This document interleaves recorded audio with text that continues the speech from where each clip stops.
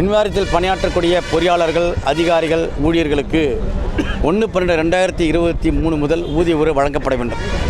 26 மாதங்களை கடந்துவிட்டது. தேர்தல் 2 நாட்களில் அதற்கான அறிவிப்பு வர இருக்கிறது.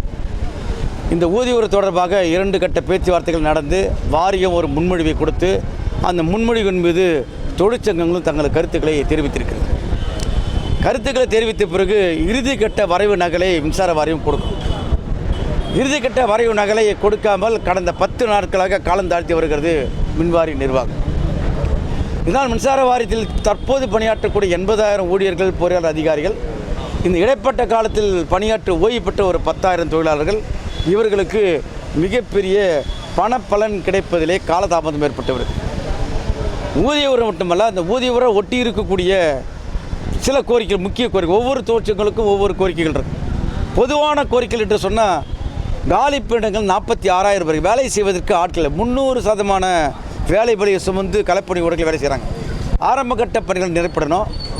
கேங்மேன் பணியாளர்களை களவியர்கள் மாற்றிட வேண்டும். அவர்களுக்கு ஏற்கனவே கொடுக்கக்கூடிய 6% நிலுவைத் தொகையை வழங்கிட வேண்டும். ஒப்பந்த ஊழியர்களை அடையாளம் காண ஒரு கமிட்டி அமைக்கப்பட வேண்டும். பகுதி நேர பணியாளர்கள் 2018 உத்தரவு வழங்க வேண்டியவருக்கு 8 ஆண்டுகள் ஆன பிறகு அவர்களுக்கு அந்த நிரந்தரமான உத்தரவு வழங்கப்படவில்லை. அவர்களுக்கு வழங்க வேண்டும் என்பன உள்ளிட்ட கோரிக்கைகளை முன்வைத்து இன்றைக்கு மின்வீடர் மத்திய சீட்டு சங்கம் தமிழகம் முழுவதும் ஒரு போராட்டத்தை அறிவித்து தொடர்ந்து நடத்தி கொண்டிருக்கிறோம். மின்சார வாரியம் அந்த ஒப்பந்த வரைவு நகலை, இறுதி நகலை கொடுக்க வேண்டும். கொடுப்பதற்காகத்தான் இந்த போராட்டம் நடக்கிறது. வாரிய தலைமையில் அதற்கான நடவடிக்கைகள், வேலைகள் செய்வதாக நடைபெற்று வருவதாக தகவல் வந்து கொண்டிருக்கிறது. நாங்கள் இப்போ தான் அங்கே போட்டிருக்கோம்.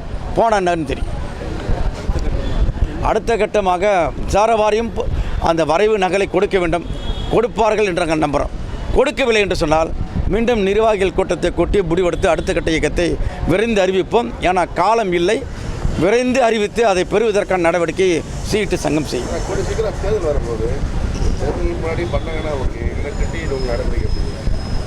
தேர்தலுக்கு முன்பாக நடக்கணும். ஏற்கனவே அது தொடர்பாக அரசின் அதிகாரிகளுக்கு, மின்துறை அமைச்சருக்கு பல்வேறு கட்டமாக நாங்கள் தகவல் சொல்லியிருக்கிறோம். அவர்களும் சில மூவ்மெண்ட் பண்ணுறாங்க.